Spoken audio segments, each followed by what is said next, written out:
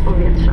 Laptopy, telefony komórkowe, urządzenia z kartą SIM oraz inne urządzenia elektroniczne mogą być używane na pokładzie podczas lotu przy aktywowanym trybie samolotowym dopiero po wyłączeniu sygnalizacji zapięcia pasów.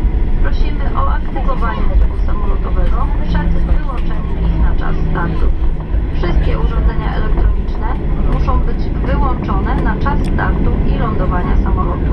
Przypominamy Państwu, że palenie na pokładzie samolotu jest zabronione, a toalety są wyposażone w czujniki dymu.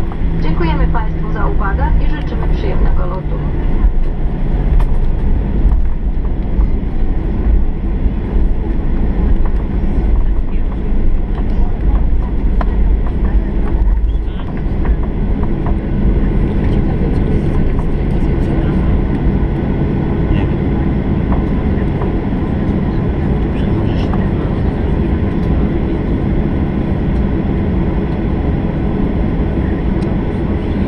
We just start now.